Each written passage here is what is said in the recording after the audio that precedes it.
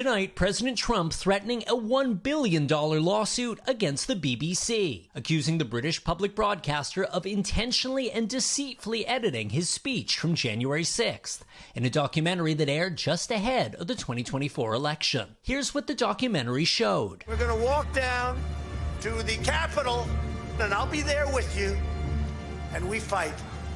We fight like hell. And if you don't fight like hell, you're not going to have a country anymore. And here's the original, starting off the same. We're going to walk down to the Capitol, and we're going to cheer on our brave senators and congressmen and women. But the next part of the speech was actually almost an hour later. And we fight. We fight like hell. And if you don't fight like hell, you're not going to have a country anymore. In a letter to the BBC obtained by NBC News, the president's legal team demanding you immediately retract the false, defamatory, disparaging, and inflammatory statements made about President Trump.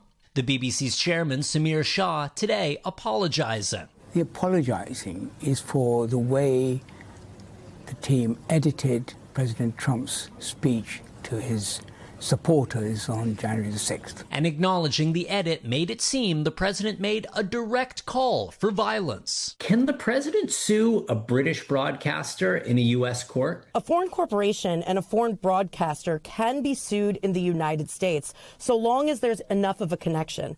The fact that the BBC is broadcast in the U.S. is enough. Do you think the president has a case? The president does seem to have a case, and a lot of that is based on admissions that were made by the BBC.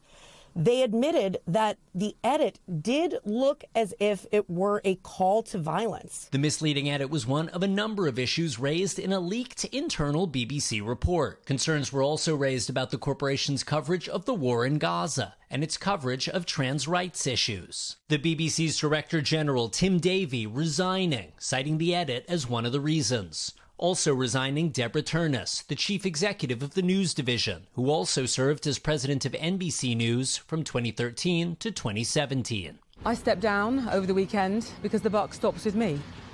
But I'd like to make one thing very clear.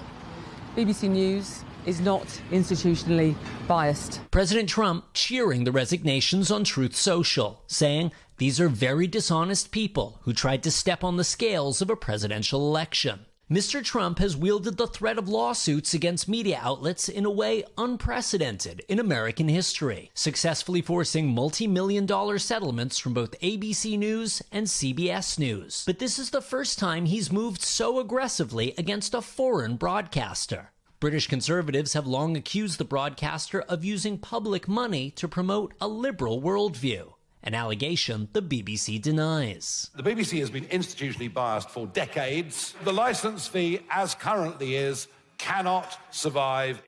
And here at BBC headquarters, there's a sense that this isn't over. President Trump has given the BBC until Friday to respond to his legal letter. And there is a big debate here about whether to keep the license fee, which is basically a $200 a year tax on everyone in the UK who owns a television, which is used to fund the BBC's operations. We thank you for watching, and remember, stay updated on breaking news and top stories on the NBC News app or watch live on our YouTube channel.